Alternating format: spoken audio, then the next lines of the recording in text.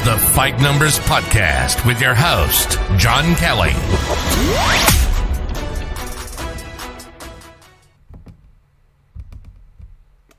What is going on, everyone? John Kelly here. We are back. We are live to break down UFC Apex. I am super excited to talk fights with you guys, as always. Really happy to be back. Got a lot of big things in the works.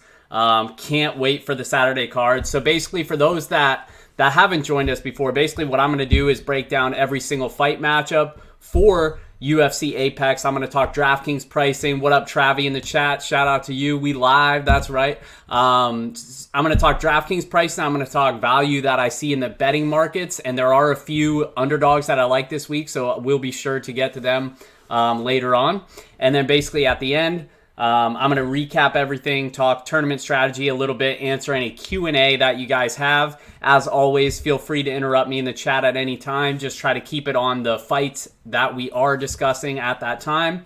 And also at the end, we're gonna do some ticket giveaways. You guys love the giveaways. I love giving money away. So that's what we're gonna do. It's basically as a thank you to you guys for hitting 50. I think we're at 54 Twitch followers. The goal was 50. We got there. So I'm going to give away a couple tickets for the $15 150K up for grabs on Saturday. So falling apart over here. Without further ado, we'll hop right into the card. First up, we have Chris Gutierrez versus Vince Morales. And this isn't a fight that I'm super excited about, mainly because both guys are pretty low volume. Even in wins, they generally don't score pretty well. But we'll pull up best fight odds as always. So this one is actually right now at a pick'em, and this one has moved around a little bit. Gutierrez, I think when I was looking into this, he was a minus 115, and now it's just a dead pick'em at minus 110. But I could definitely see why people are split on this one. Gutierrez, he's on a 2-fight win streak, most recently coming off a split decision victory over De Freitas last August, and Vince Morales is coming off a questionable unanimous decision loss against Benito Lopez in July last summer, and that was the California card that had Uriah Faber and all of his boys on that card. Benito Lopez is from that area, so who knows if that has something to do with the judges or not. But I don't know. I thought Morales won. He outstruck him. Bros199 said, hi, nice to see you here again. Yeah, what's up, man? Glad to have you back. Talking UFC Apex. But yeah, so Vince Morales, sketchy loss there. But basically all he is just a decent boxer, but that's pretty much it. And where normally one-dimensional fighters, especially ones that aren't that good, I usually look at taking the other side, but Gutierrez is almost the same exact thing. He's super one-dimensional himself. He's a Muay Thai striker. He's just looking to land leg kicks nonstop and dance around the outside of the octagon. And I don't know. I could see this fight, kind of going similarly to the Benito Lopez fight, where Gutierrez is just landing a bunch of kicks, which Lopez had a lot of success with against Morales. And Morales was kind of getting frustrated because he wasn't able to close the distance. And I could see that happening here with Gutierrez. He fights a really smart game plan. It's almost like the Elias Theodoro game plan, just dance around the outside, land a bunch of kicks when you can. He really does try to beat up that calf. So that's how I can kind of see this one playing out. And Gutierrez doesn't really try to engage that much. And so I could see Morales getting frustrated with that and kind of just getting outpointed on the feet, even though both of these guys aren't super active. So I think this one's definitely going to the judges. And in a close fight where basically one guy's landing a bunch of leg kicks and the other one is just looking for that one big punch in Morales, you never really know who the judges are going to favor, right? Like they're either, because you have some judges that are like, oh, well, he did a bunch of damage with the leg kicks and he executed his game plan, blah, blah, blah. But then other punches are like, well, Morales did the most damage, even though he didn't land as many. So it really just depends. You never really know what the fighters or what the judges are going to prefer. So this fight just is pretty much a pass for me because, like I said, it's not going to be high scoring on DraftKings either way, regardless of who wins.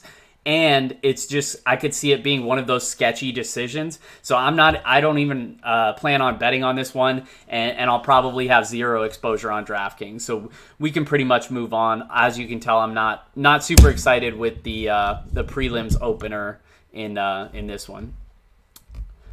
Next fight up on the card is going to be Louis Smolka versus Casey Kenney. This one's going to be a little bit more exciting, I think. Kenney minus 270 favorite. The comeback on Louis Smolka is plus 230. And this one's kind of been around that 270 mark all week. And I've seen a lot of love for Casey Kenney. And I tend to agree. I don't love the price tag, obviously. But I do feel pretty confident in Kenney. It was actually a little bit cheaper price yesterday, so it looks like some more money has come in on him. But Kenny's coming off the decision loss to Merab Dvalishvili back in February, but prior to that, he was on a 6-fight win streak with wins over Ray Borg and Manny Bermudez. And Louis Smolka, on the other hand, he's coming off the first round knockout victory over Ryan McDonald last September. And I don't want to get too excited about Smolka because McDonald is not good. So even though, it was a big win for him, it's like I don't have a ton of confidence in Louis Smolka. And Smolka, he's had his moments in his UFC career, but they were years ago. And I do like him just as a fighter. I like watching him. But in terms of this matchup, he's outgunned, he's outmatched. And I'm definitely backing Kenney here. You know, Smolka has a brown belt in judo, so that's going to work against a lot of people in terms of clinch wrestling and takedowns. But Casey Kenney is literally an Olympic level judo. He has a black belt in judo. I believe it was the Junior Olympics in Arizona or something like that. He was involved with that in terms of his judo. Like, he is very, very smart, very strong. He's a good wrestler. And I could see this just being a situation where he just kind of ragdolls Louis Smolka. He's going to be stronger and just more experience when it comes to the wrestling. And I think that's going to play a big part here, especially since Casey Kenney's so good at the scrambles. You know, you saw it in... You didn't really see it in the Merab Dvalishvili fight, but you saw it a lot in the Ray Borg fight and in the Manny Bermudez fight. He's just really, really good at scrambling. And where Louis Smolka, you know, he defends takedowns very poorly. So Kenny's going to be able to land pretty much takedowns at will. But a lot of the reason why Smolka gives up those takedowns is because he feels comfortable on the mat. And while he is the better submission grappler, Kenny's not a bad grappler himself, so I think he'll be able to stay out of trouble. I think he'll land takedowns and probably cruise to a decision. The problem is, you know, at 9.1K, he probably needs a finish, and I don't see him getting that because he's not a big finisher. And so if he doesn't get that, then he's really like that high floor, low ceiling type play that we've had one or two of these the last couple cards. He's the one this week above 9K, and so I like the bet more than I like to play on DraftKings. But when it comes to Smolka, even though I think he loses, he's an underdog that I will at least have a few shares of, because if he does win, then I think it is coming by a finish, because I just don't see him beating Kenney to a decision. So I think, you know, maybe like an early sub is probably his only path here. And while I don't think it's super likely, I think he's cheap enough, and it is within the range of outcomes. So I will have a couple shares of Louis Smolka.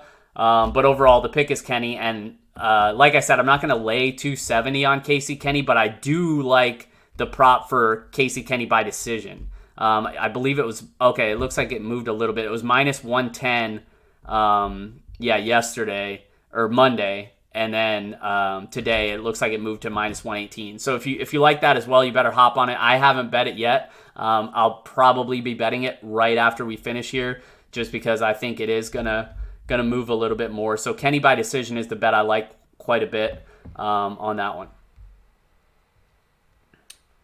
Dirt Dan says, who you got in the main event? Spoiler alert, we're not there yet, but I will tell you it's not going to be exciting. The pick is Woodley for me, and I'll explain why when we get there. but I know that's not fun because everybody loves Gilbert Burns, and so do I. I'm rooting for Burns, but there are a few reasons why I think Tyron Woodley wins that fight. But next fight up on the prelims, we have Brandon Royval versus Tim Elliott, and this is a really fun one.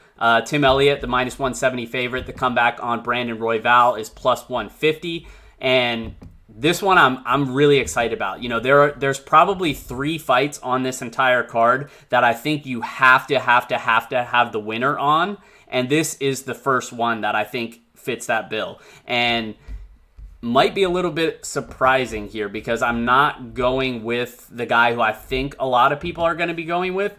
And I'll explain why. Elliott's coming off back-to-back losses now, and most recently a loss to Askar Askarov in January. And his opponent, Brandon Royval, was supposed to fight on Dana White Contender Series this summer, but got the call to make his debut here instead against the veteran Tim Elliott.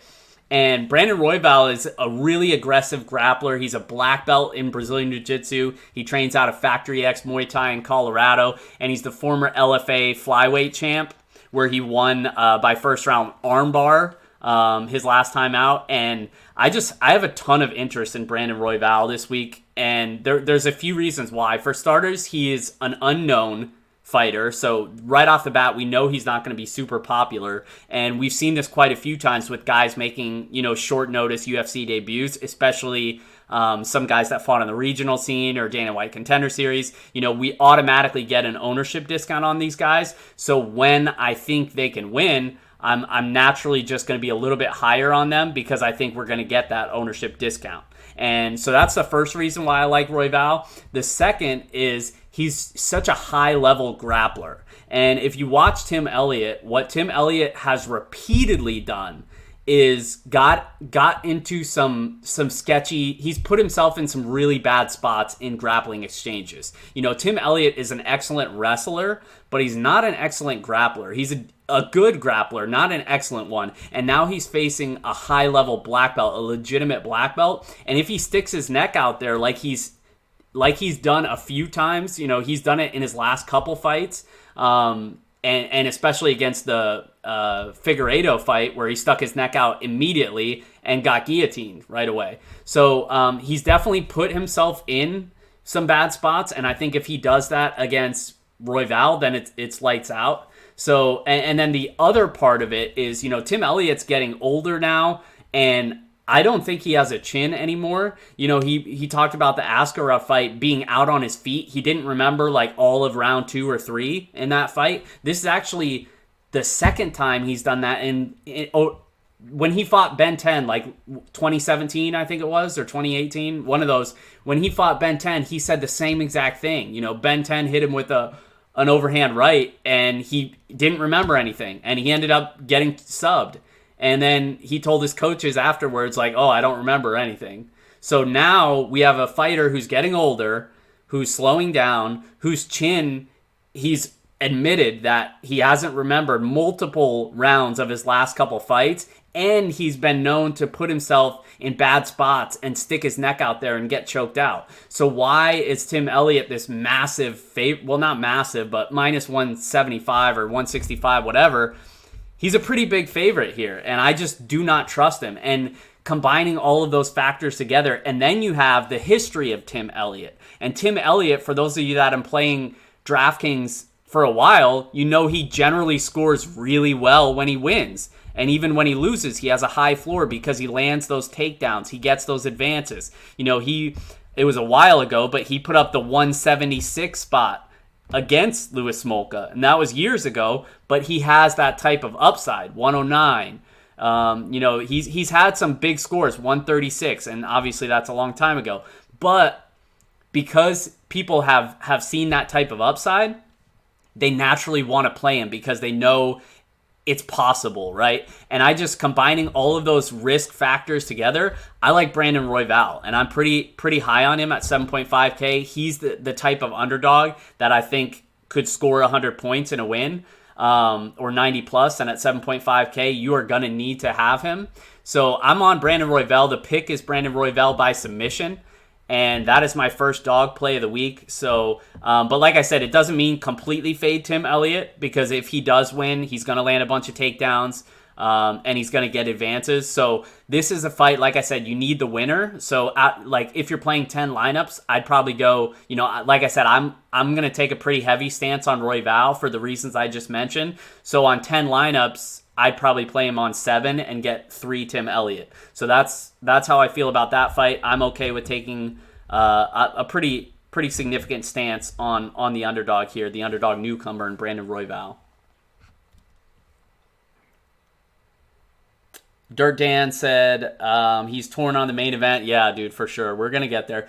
He said you need a sub button. I know, dude. So the reason you can't sub yet is because I'm not an affiliate. So now I meet all of the requirements for affiliate except for the hour stream per month. So I'm going to do a video game stream on Sunday, basically just to meet that requirement. And then I'll apply for affiliate, hopefully get selected, and then you guys will be able to sub for me, and I definitely appreciate it. So more to come on that. But next fight up on the card is going to be Jamal Hill versus Klidson Abreu. And Klidson Abreu, I'm sorry, I'm not the best at pronouncing these names. You guys know that. But Jamal Hill comes in as the slight favorite here. It was minus 125 yesterday. Let's see if it moved. Yeah, minus 120, so pretty much the same. The comeback on Klidson Abreu is plus 100. And money's been coming in on Abreu, so I want to bring this up. Money's been coming in pretty much since the Open, and I definitely can see why. Aside from just being more experienced, so Hill opened as a minus 175 favorite, now down to minus 120. So obviously people aren't super confident in him. And the reason why is because Abreu, other than the experience factor, he's the much better grappler. Even though he hasn't shown it really over his 3 fights in the UFC, he is a pretty good submission grappler. And with that being said, he's sometimes not aggressive enough on the feet, and that's resulted in some really low scores on DraftKings, even in his win. He only averages 1.23 fantasy points per minute, which is the lowest in the light heavyweight division. And outside of really an early submission, I don't think he's going to score well. So, and the reason why it's kind of tough to see that happening is because he's not super aggressive as a wrestler in order to get that grappling going. So he's only landed 2 takedowns over his 3 UFC fights. So the biggest question of this matchup for me is how aggressive is he going to be to try to get those takedowns, because it is such a clear path to victory for him here, I think. Because Hill, he's a good striker. He's got knockout power, but he really struggles to defend those takedowns. Darko Stosic was able to land 6 takedowns against him, and of those 5, of those 6 takedowns, he was able to pass guard 4 times. So Hill, he's kind of a fish out of water on his back. So I could see Abreu having success if he does get it to the mat. The question is, will he be aggressive enough in taking it to the mat? And that's where I'm not as confident. So, because if he doesn't do that, then I think Hill just outpoints him on the feet. He's bigger, he's stronger, he's going to have a 5-inch reach advantage. So, the pick is Abreu by decision. But like I said, I'm not super confident because I just don't know how aggressive he'll be, because we haven't seen that aggressive side of him yet at the UFC level. So while I think he will go to the wrestling earlier than when Stosic did, because that's what really screwed Stosic, is he didn't start forcing those takedowns till the 3rd round. If Abreu does that early, then I think he'll have a lot of success, especially once Hill starts to gas out a little bit. So the pick is Abreu because I think that's the most clear path to victory here and the most clear outcome. But like I said, if he doesn't go for those takedowns, then Hill probably beats him up to a decision win himself. So overall, not a super heavy target for me in terms of DraftKings, especially if Abreu wins, because like I said, he doesn't score well. So I could see it being a low-scoring decision. If Hill wins, he'll score a little bit better, but he's more expensive. I think he is 8.4K. Yeah, he's 8.4K. Not great. Stosic, he landed 101 significant strikes, 81 fantasy points. That's okay. I mean, he'll meet value if that happens, but doesn't have the type of upside as some of these other guys that we're going to talk about here. All right, moving on to another fight that I'm excited about. Billy Cornito versus Spike Carlisle. For those that remember, Spike Carlisle came through for us in a big way as an underdog against Elon Cruz with the first round TKO victory. And we are going back to him here. Spike is our guy, the alpha ginger stand-up. Coming into this matchup, originally I was like, I love Spike. He came through for us as an underdog in his debut, but I'm kind of impressed with Billy Cornito, so I didn't think I was going to go with Spike, but the more I dug into it, the more I felt confident on the Carlisle side. But Cornito comes in as the minus 135 favorite. The comeback on Spike Carlisle is plus 115, and this is another one where we've seen a little bit of movement here. Cornito opened as a minus 170 favorite, touched minus 180, and basically came back to the Carlisle side ever since. This fight as a whole is minus 180, not to go to decision, and it opened at minus 125. So it looks like a lot of people are expecting a finish, as am I. So this is the second fight. I talked about 3 fights that I think you need the winner of. This is number 2. The first one's Tim Elliott and Brandon Royval. The second one is this fight right here. Billy Cornito's coming off the second round submission victory over Jacob Kilburn in his UFC debut in December, which is a total beatdown. And Carlisle's coming off, like I said, the big time finish in his UFC debut with the first round TKO victory over Elon Cruz. That was the UFC Norfolk card. And Cornito's on a 6-fight win streak, but I think he's getting a little bit too much respect in the betting markets, especially at the open. And obviously, other people thought that too. That's why the line has moved so much the other way.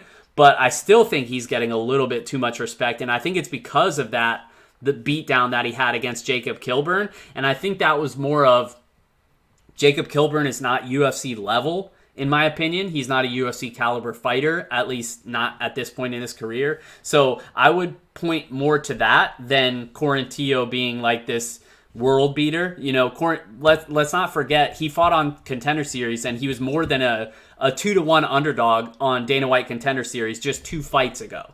So now, he's opening as a minus 170 favorite. Like, I'm not so sure. So that's why I think, we're getting a little bit of ahead of ourselves here if we think Cornito is just going to be this like amazing dude that's going to beat everybody. And in terms of this matchup, like, I could just really see Carlisle being the stronger fighter. He's only 5'7", but he is strong as an ox. He's like super thick. He looks like Maurice Jones-Drew for you football guys, like how Maurice Jones-Drew used to have like those tree trunk legs. Like, that's what he reminds me of. It's just short. And I don't want to say stocky because that makes him sound fat. And he's like absolutely jacked, but he's short and just like a brick.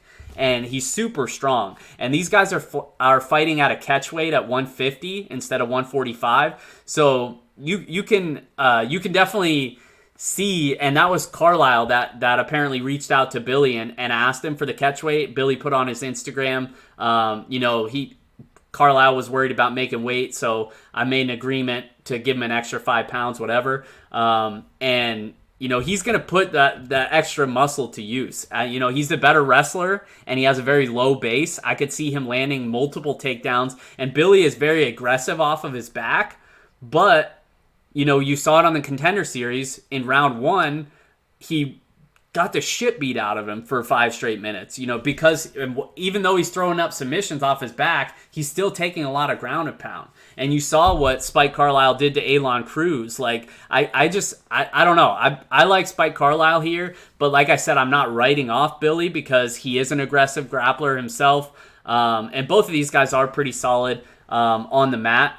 And Billy does have some decent power as well, but I think the power favors Spike Carlisle, and the wrestling favors Spike Carlisle. So I could actually see another ground and pound finish for Carlisle. So that's the official pick, is TKO victory for Spike Carlisle. But like I said, I think you need the winner. So I'm going to have shares of both with a pretty slight to moderate lean towards Spike Carlisle. And hopefully he can come through for us again as a small underdog here. Next fight up on the card, the feature prelim is going to be Oh, wait, actually, I want to pull up DraftKings pricing real quick on that last fight. Yeah, so what do we have? Cornito was, 8.6K. So obviously he smashed in his debut against Kilburn, but like we said, that was a total beatdown. I wouldn't expect him to score 140 every single time out, obviously. But at 8.6, he could pay that off in a decision if we see a lot of grappling exchanges and he gets a first or second round sub like he did last time. But if Carlisle wins, like even if he doesn't get the finish, he's going to pay off his salary, 7.6K. Obviously he scored 100, got the first round finish his first time out, but even in a decision win, he's probably scoring 80 or so with the takedowns involved. So that's why I'm a little bit higher on Spike Carlisle, because I think he wins and because of the price discount on DraftKings. He's $1,000 cheaper. It opens up a lot more that you can do with your lineup. So I'm pretty heavy on Spike Carlisle this week. All right, now the feature prelim is Antonina Shevchenko versus Caitlin Chikagian. Chikagian, the plus 110 underdog. Shevchenko's sister is minus 130. And this one I pretty much have no interest in. You see fight goes to decision is minus 485. And yeah, I'm not playing either of these ladies on DraftKings. And it's not because I don't enjoy women's fights. There are some that are very good. And there's one coming up next that I'm super excited to watch. But this one in particular, they're super low volume fighters. Shevchenko, not Valentina, it's Antonina. It's her older sister. She is basically first she's coming off the finish against Pudilova last August, but she's the better striker in this matchup. She's a former Muay Thai champion. She's a black belt in Taekwondo. So that's why I lean her. And Chikagian, she had the title shot against Valentina Shevchenko and basically got mauled. Lasted almost 3 full rounds, which is a win, I guess, in itself for her. But in this matchup, I think it's going to be competitive just because they're both going to stand and trade and do their karate.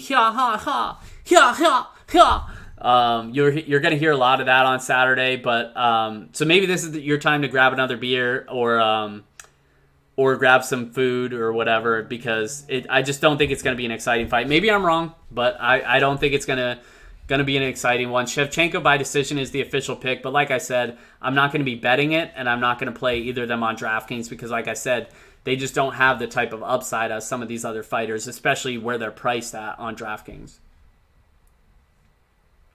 Next fight up is going to be Mackenzie Dern versus Hannah Cyphers.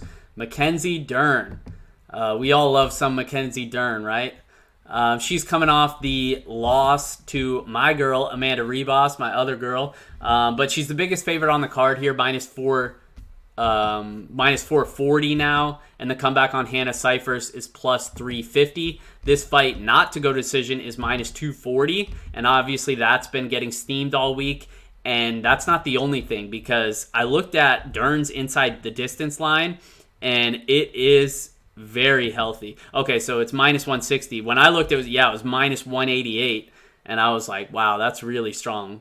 But minus 160 is still very strong. It's the strongest on the slate. She's one of the best plays. I don't have a ton of faith in Hannah Cyphers, even though the line is really wide here, and I don't know if it should be that wide, but I'm still on the Dern side for sure. Hannah Cyphers just got knocked out at the UFC Raleigh card. I was fortunate enough to watch it happen live. My girl Angela Hill dropping those elbows, ground and pound, was able to finish her. But she's she's tough. She's a decent boxer, but that's basically it. And even though she's a decent boxer, she's usually getting outpointed on the feet as well. So I don't really have any interest in her. She's a purple belt in Brazilian Jiu-Jitsu, but she's facing a world-class grappler in Mackenzie Dern, who's a black belt. And like I said, Dern strongest inside the distance line on the slate. So Dern by submission is the official pick, and she's probably the best play on the slate. She's obviously expensive, so you're going to have to pay for it. I think she's 9.4. Where's she at? Mackenzie Dern.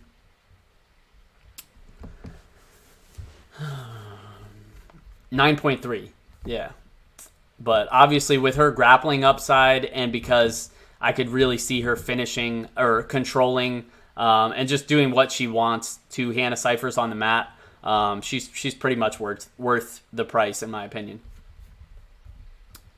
All right, next fight up is going to be Brock Weaver versus Roosevelt Roberts. This one I actually spent a lot of time on, and that might be funny because a lot of people are like super high on Roosevelt Roberts, and so they probably didn't look at it too deeply because Brock Weaver, for those that don't know, he fought on Dana White Contender Series, earned a contract even in a decision, just basically because Dana just loves his personality, thinks he could be a fan favorite, and he is. You know, I like Brock Weaver, I like his personality, but when it comes to fighting, it leaves a little bit to be desired, but that doesn't mean he can't win. And Roberts, well, I think he should be the favorite here. I think the line is pretty wide. He's a minus 350 favorite, and the comeback on Brock Weaver is plus 290.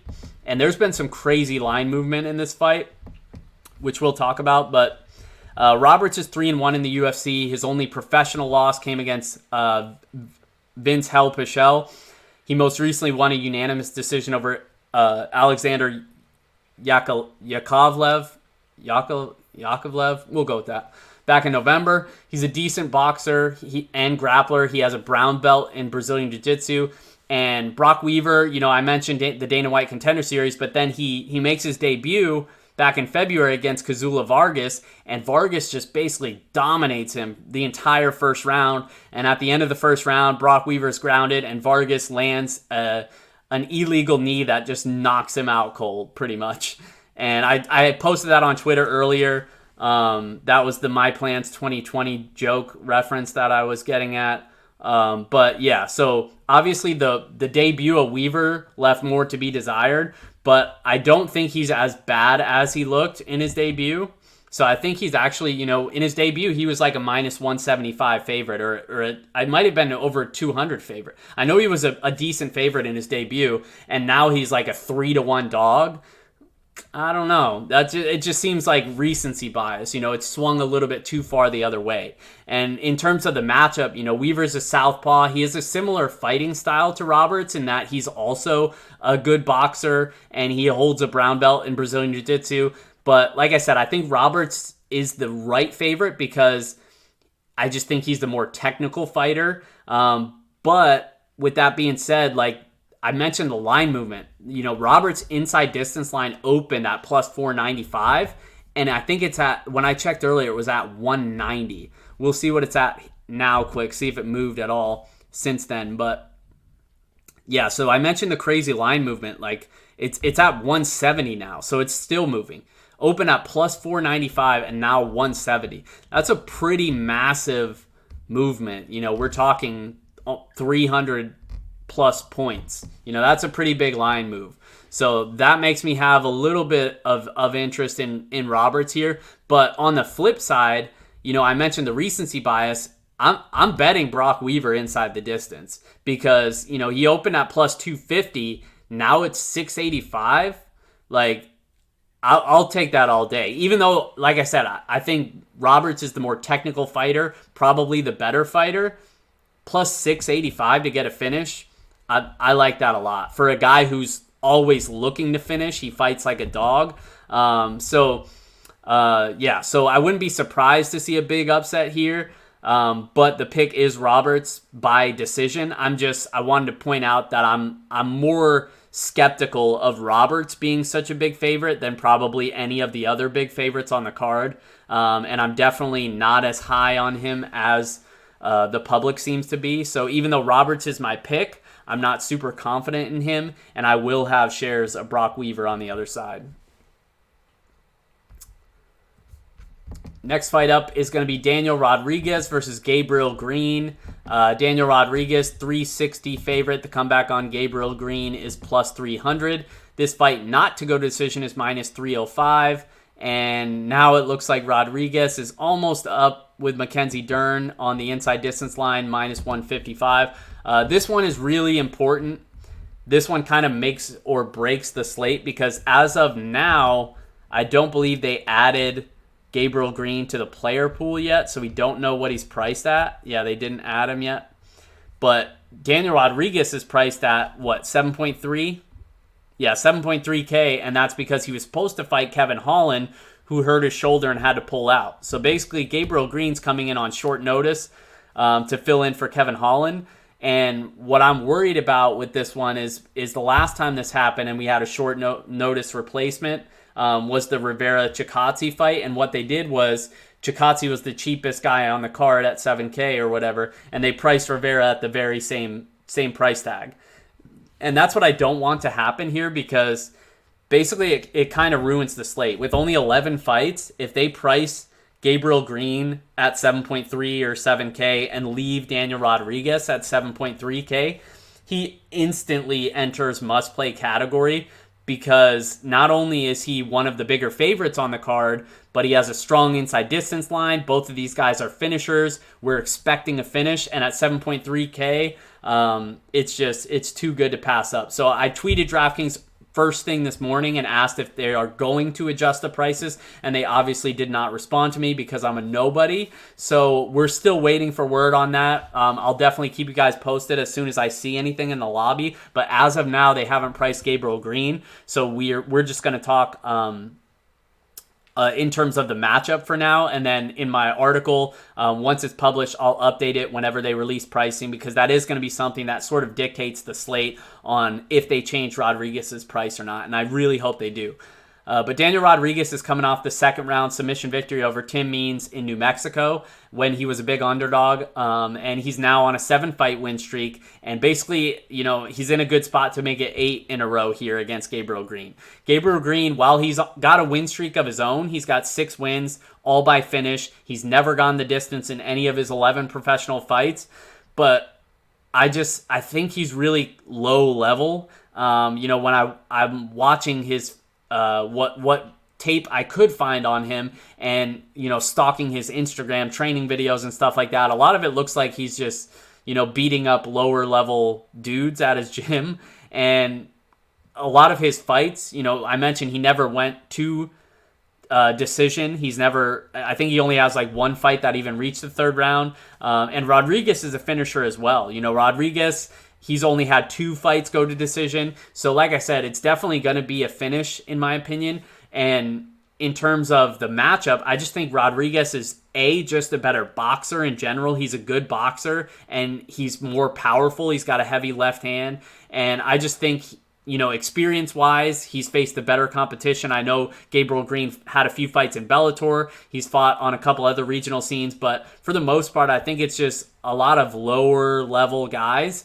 And at least Rodriguez, he has that win against Tim Means. And yeah, Tim Means did start to gas a little bit. But who's to say that Gabriel Green's not going to gas? A guy that's never gone a full 3 rounds, now making a short notice debut. It's octagon jitters. You never know what's going to happen. So there could be a factor there. I think Rodriguez may have better cardio. He's stronger. He's the better boxer. So Rodriguez by knockout is my official pick. And this is the 3rd fight now that I mentioned where I think you need the winner. So even though I am pretty confident in Rodriguez, and I'll probably be adding him to parlays as well, because I think this fight is a pretty much going to end with a finish, I am going to target a little bit of Green as a hedge. And yeah, so that's the 3rd fight that I think you absolutely need the winner of. But more to come on this one because, like I said, we don't have the pricing yet on DraftKings. Ninja Warrior 360 said he's going to stay at 7,300. They won't change a player's price. Yeah, so that's what I'm thinking. I'm just still holding out hope that they might. I know in other sports they have changed players' pricing even after slate was dropped. So I know they have the ability to do it. I just don't know if they will do it because, like I said, they didn't for Chikadze fight, obviously. But this one, they had a little bit more time. So that's why I was kind of hopeful that they would fix it for us. But like I said, I'm not holding my breath. I'm with you. They probably won't change it, unfortunately. And if they don't, that's fine. We're probably just going to lock button Rodriguez and all the other people that didn't are just going to be SOL. So, all right. Up next, we have the co-main event. Augusto Sakai versus Blagoy. Ivanoff, and the line has actually flipped on this one. Augusto Sakai opened up as a small underdog. He is now a small favorite. He opened as a plus 100 underdog. He's now a minus 115 favorite. And I could see why. I'm definitely on the same page. I actually meant to bet Sakai shortly after the open, and I didn't. And now I'm still going to bet him, probably by decision, to get a little bit more bang for my buck. But yeah, so obviously it's moved a little bit in his favor. But yeah, so Augusto Sakai, he's coming off Ivanoff is coming off the controversial split decision loss against Derek Lewis last November.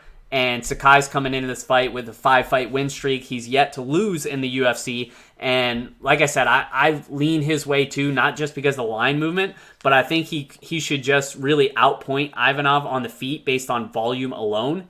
And he's the much bigger fighter. He's got a 4-inch reach advantage. So I just see a few advantages here for Sakai, even though I'm not super interested in this fight as a whole. A lot of heavyweight fights, we expect to end inside the distance. This isn't necessarily one of them. Neither guy has a strong inside distance line, so we could potentially see a pretty low scoring decision here. But I'll still have some shares of Sakai in the event that he does get a knockout, because he does have a history of knocking people out.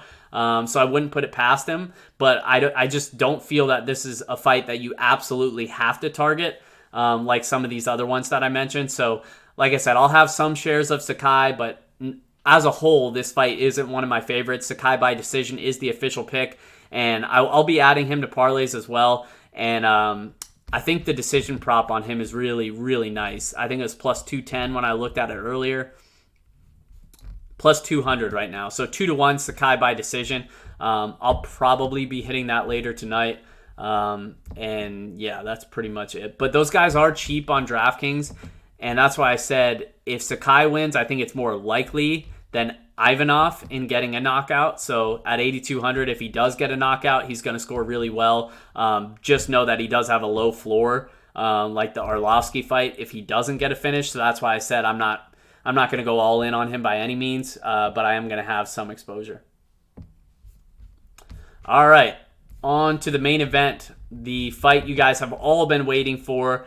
Tyrone Woodley versus Gilbert Burns, and this one is going to be interesting. And I say interesting and not exciting because it might not be exciting. And if you've watched any of Tyrone Woodley's fights, you know why. Because he fights, while it's a very smart game plan, a lot of times it's a very boring fight. Because what does he do? He stuffs takedowns nonstop, and he looks for that one big power punch. So he doesn't throw in high volume, and he's a defensive wrestler. He has a wrestling background, but he's not going to be super aggressive in getting things to the mat, especially not against a black belt like Gilbert Burns. And Woodley's obviously coming off the title defense where he lost to Kamaru Usman, and Usman basically dominated him for 5 straight rounds. And Gilbert Burns has been very active lately, coming in on a 5-fight win streak. Most recently, that TKO victory against Damian Maia back in March. And, I'm just really curious on who's going to be able to execute their game plan, because this one basically comes down to whether or not Burns is going to be able to take Woodley down. And I mentioned that Woodley is one of the best, if not the very best, at defending takedowns. He's defended at 92% in the course of his career. It was much higher before the Kamaru Usman fight. I think he gave up 7 in that fight. Prior to that, he only ever gave up 1 takedown to Carlos Condit over his entire UFC career. So, you're basically not going to be able to take him down. And so then I sort of look at it as okay, well, if he's not able to take him down, then what? And that's where it gets even more interesting, is because, well, first, if he is able to take him down, obviously Woodley's a black belt. He's a capable submission grappler, but there's levels to this, right? Gilbert Burns is a world-class submission grappler. So I think if it does go to the mat, I think Burns is live for a finish. And if he's able to out-wrestle like Kamaru Usman did, then sure, he can win a decision, although I don't think it's super likely. So basically, Burns' paths are he's able to land an unlikely takedown and get a submission, or he's unlikely to land a takedown, and so then he just looks to box. And so if he just looks to box, then we're looking at a low-volume Tyron Woodley and a semi-low volume Gilbert Burns in a boxing match. So really anything can happen. And in fights like that, usually the judges would side with the guy who's landing the more impactful punches, which in theory should be Tyron Woodley because he does have the power advantage. But like I said, he's not going to be throwing a ton of volume. So the most likely outcome, I think, is probably that Woodley's able to stuff the takedowns. It turns into a Damian Maia-ish fight where Burns is looking to take him down nonstop, unable to, and Woodley lands a couple big punches, but not a ton of volume, and it's a boring decision fight. And in that scenario, you do not want the winner of this fight. Like, against Damian Maia, Woodley scored 68.5 on DraftKings, and that was with a knockdown, and that's in 5 fights. He does not land in volume. Fantasy points per minute. Where's he at? Tyron Woodley, 1.65 fantasy points per minute. He is a very low volume fighter. So if you do take that approach, which I plan to in some of my lineups, at 8.8K, outside of a finish, he's probably busting that price, even though it's 5 rounds, and he's going to be popular. The main events are always popular. So I think it's definitely sort of a game theory type main event because both of these guys are going to be popular, and I could definitely see a scenario. If you're going to fade the main event, then that's the scenario you're hoping for is the one that I think is the most likely, where Woodley wins a low-scoring decision. And that is the pick, Woodley by decision, but I'll have more Burns on DraftKings because I think if Burns wins, then he's going to score well. And it obviously helps that Burns is only 7.4K. So, like I said in the beginning, I'll be rooting for Burns. I love Gilbert Burns, but I think Tyron Woodley is still good enough and smart enough to win a decision here. It's just I don't think he has a ton of upside on DraftKings outside of a random knockout. So that's why I'm going to take the approach of targeting some Burns and very little Woodley, if any, and then definitely having 50%, maybe more of my lineups with no exposure to the main event. And I think that's going to be something that not as many people do, and so that could give you a leg up, especially in the bigger contests like the $15 tournament that we talked about. But yeah, so the pick is Woodley by decision. That is it for the card. Some of my favorite bets is going to be Kenney by decision, -110. Brandon Royval, +145. That's money line. I do like the submission prop for Royval as well. Dern by submission is -105. Weaver inside the distance, +645. I mentioned that, just a little bit too much value for me to pass up. And then Sakai by decision, +200. And the last bet that I like is Burns versus Woodley goes to decision. It was at +160 earlier. Still at +160, so I like that quite a bit as well. So that's it, guys. I did say we are going to give away some tickets to the main $15 contest on DraftKings, 150K to first place. So let's go ahead and do that. So I know you guys love the giveaway, but for some reason, you don't love talking when it's time to win some free money. So we're going to do things a little bit differently. So right now, first one to say anything in the chat right now wins a $15 ticket on DraftKings. Anything in the chat, go. And we wait. You can literally type ASDF and you win a free $15 ticket to the main event, GPP on DraftKings. This is not a scam. You win a free ticket. Nobody's saying anything. What do I have to do to give away money on this show? Killing me. All right, Ninja Warrior 360. He said hey in the chat. He wins a $15 ticket on DraftKings. Travi, you're too late. So yeah, see now people are starting to talk. There we go. Bros 90. All right. So Ninja Warrior just won a ticket. We're actually going to give away another one because I'm so grateful you guys got me above the 50 Twitch follower goal that we set. So now we'll go ahead and we'll do a little trivia, I guess, instead of spinning the wheel like we did last time. So a little trivia action. Let me think of a question. I should have thought of this beforehand, but I didn't. So give me a minute to think, and and that way you guys are ready for this when I ask the question. And the first one to answer correctly will win another ticket. And even though you already won one, you're still eligible, Ninja Warrior. Let's see. Okay.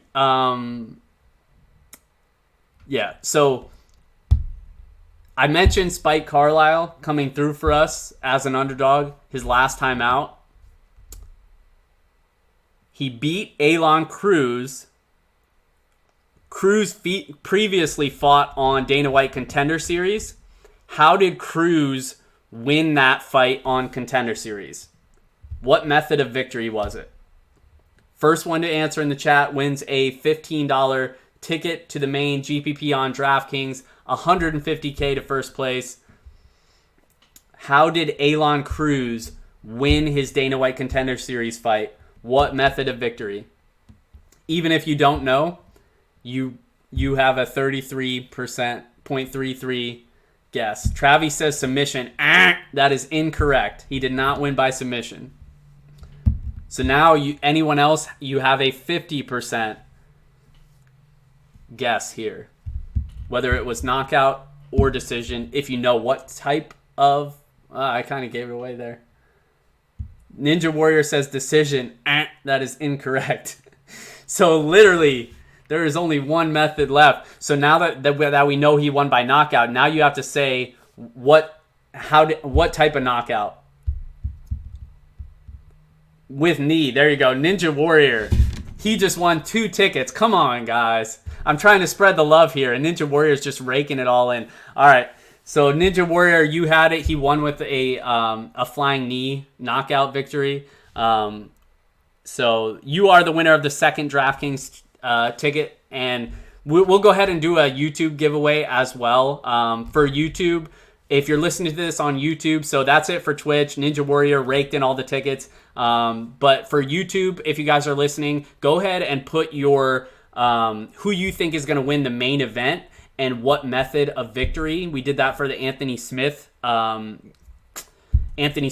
Glover Teixeira fight, and it seemed to get a lot of responses. So people like that one. So if you're viewing it on YouTube, in the comments, say who you think is going to win, Gilbert Burns or Tyron Woodley, what round and what method of victory, and I'll pick a winner before Saturday and give away another $15 ticket on DraftKings. But thank you guys. I appreciate you joining me. Good luck, and I will see you guys next time. You've been listening to the Fight Numbers Podcast with John Kelly. Thanks for listening, and be sure to like and subscribe.